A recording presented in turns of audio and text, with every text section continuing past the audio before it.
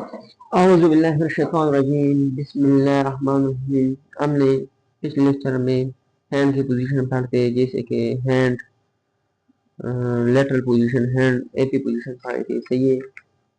और अब हम पढ़ेंगे एक दूसरी पोजीशन जो बहुत रेयर होता है स्टूडेंट्स, तो हम देखते हैं, सही है।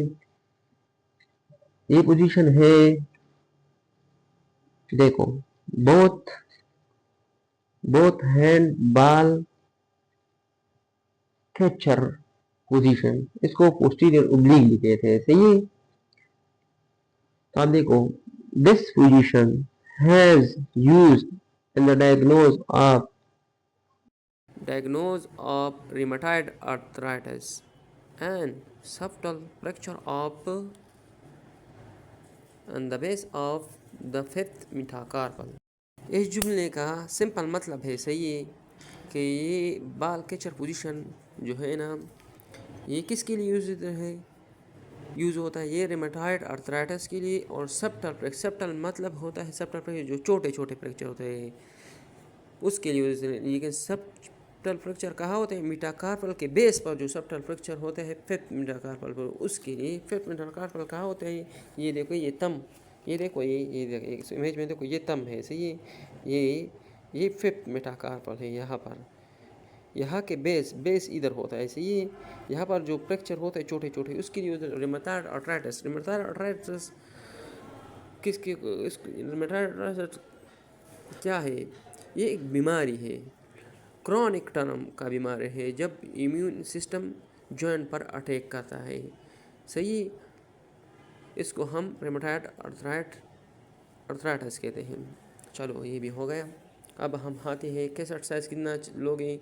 8/10। Exposure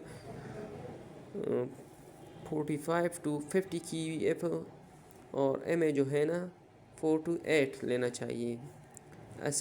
SID source image distance, इसके सारे डिमेंशन मैंने पिछली वीडियो में बताई, सही है।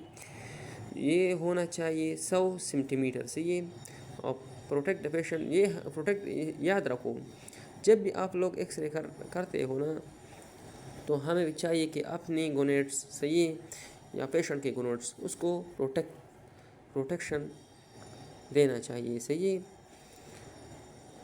उसको हम प्रोटेक्ट अफेयर भी वेयर करते हैं, वो भी प्रोटेक्ट करता है ये। और भी डिवाइस है, प्रोटेक्टिव डिवाइस है, सही है।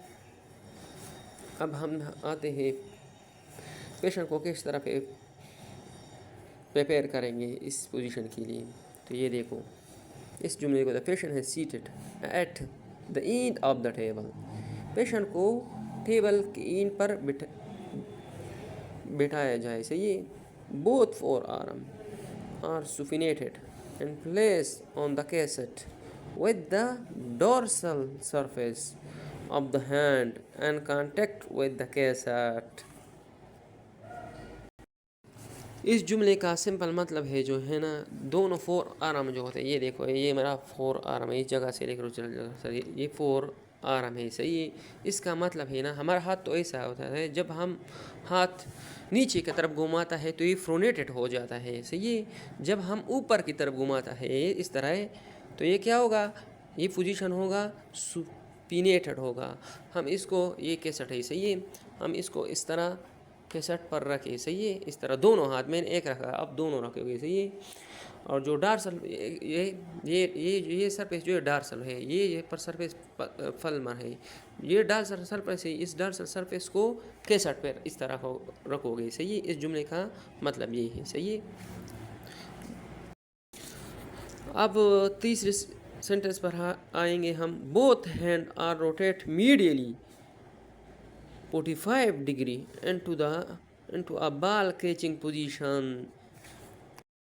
तो स्टूडेंट, इस जुमले का सिंपल मतलब ये है, जब हम क्रिकेट खेलते हैं, सही, बाल को पकड़ते हैं, तो हम इस तरह जो है ना 45 डिग्री पर दोनों हाथ मीडियल अंदर की तरफ लाता है ना, सही है। तो ये भी उस तरह पोजीशन है कि आप के बाल को कैच करते हो ना, तो इस तरह ये 50 डिग्री पर इस तरह है दोनों हाथ को करोगे, सही है।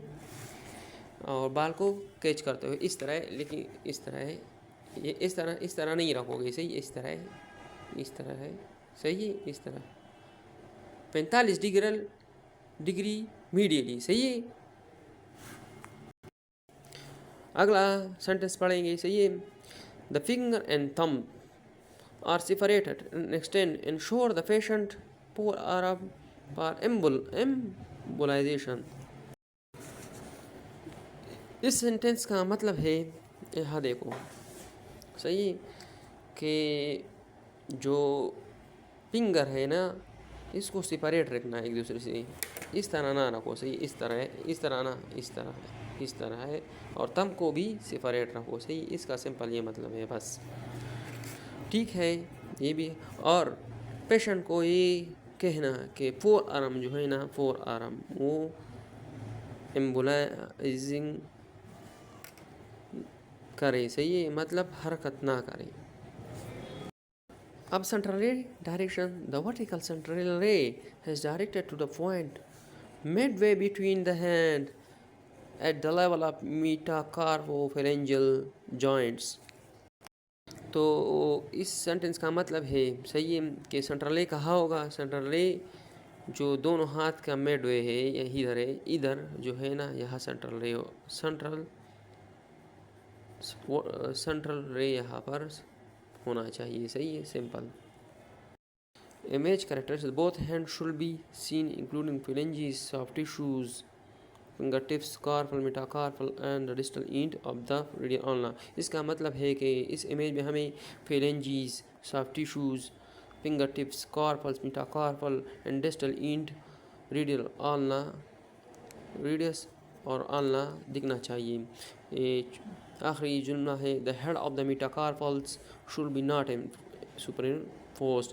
हाँ, ये एक अच्छा सेंटेंस है। इसका मतलब है कि जो मीटाकार्पल है, ये देखो, ये मीटाकार्पल है, ये सुपरइम्पोज नहीं होना चाहिए। मिलिटर पोजीशन में इस तरह होता था ना, देखो इस तरह है, सब मीटाकार्पल एक दूसरे के सुपरइम्पोज होता है। इस पर अलाइनमेंट की तरह होता है, सीधा सीधा है, देखो है, इस तरह है, एक अलीदा, दूसरा अलीदा, तीसरा अलीदा, इस तरह है, ठीक है। तो हमने पढ़ा बाल कैचर प्रोजेक्शन, ये एक बहुत रेयर होता है, लेकिन स्टूडेंट बीएस वालों और डिप्लोमा वालों ये अक्सर टेस्ट में, पेपर में, कमीशन में ये आता है, सही है।